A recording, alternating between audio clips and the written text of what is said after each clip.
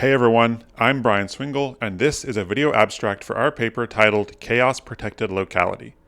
As always, a shout out to my awesome collaborator Xiaokai. We wrote this paper several years ago, and you can find a link to the paper in the description.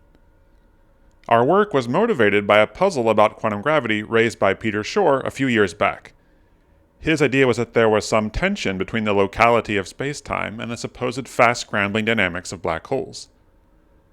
In this paper, we identified a phenomenon in which locality is surprisingly robust despite the presence of non-local interactions, and we use this phenomenon to provide one way out of Shor's puzzle. The basic idea is illustrated by thinking about a circular length of wire. One can, for example, send a signal from the lower midpoint of the wire to the upper midpoint. This signal has to go all the way around the wire. Now you might think that we can introduce a shortcut, say this red link, and suddenly the signaling should be faster. This is the classic sort of thing a wormhole is supposed to do for you. However, if that wormhole is filled with something akin to a chaotic plasma, then it actually wouldn't be able to transmit any simple signal, and such signals would still have to travel the long way around. In this way, locality is more robust than it might at first appear. To make a model of something like a black hole, we can take this basic intuition and scale it up. In this picture, the black dots are like the simple degrees of freedom which propagate simple signals. Think of light moving outside the event horizon of a black hole. These degrees of freedom are forced to obey the locality constraints of the black hole spacetime. The red dots are some highly complex quantum gravity degrees of freedom. They experience all-to-all interactions and don't have any notion of locality. And yet, as we show in the paper, this model still has the property that simple signals cannot cheat by taking a shortcut through the chaotic quantum gravity stuff. So locality is preserved for ordinary excitations despite the presence of some non-local interactions.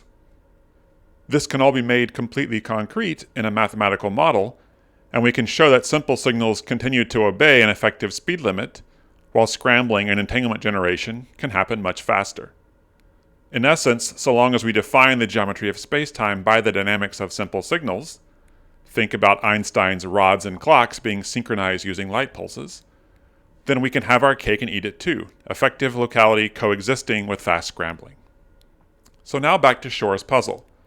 His idea was to make a simple model of a computer that captures the rough features of a black hole's dynamics. The main constraints he incorporated were the limitations imposed by the geometry of the black hole and the finite speed of light. The result is a model in which space-time is broken up into discrete cells.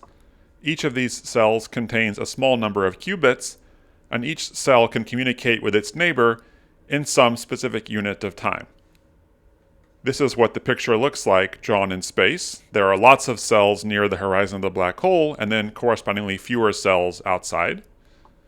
Using this model, Shor argued that there was a process which he called weak scrambling, which could indeed happen rapidly in a time that scales with the logarithm of the black hole's entropy. This is what quantum gravity folks expected. But Shor was also able to argue that within this model, another process which he called strong scrambling could not happen fast. So we're left wondering, are black holes processing information slower than we thought? In our paper, we address this puzzle and provide a way out. First, we carefully formulate a version of this puzzle in the context of the ADS-CFT correspondence, and we show, using some prior results, that both the weak and strong scrambling times are quite fast. So at least within this setup, black holes are processing information as fast as we thought. So what gives? Well, we propose that chaos-protected locality can help. We can have space-time locality, which motivated the cell model in the first place, coexisting with much faster forms of scrambling. So thanks for listening, and enjoy the paper.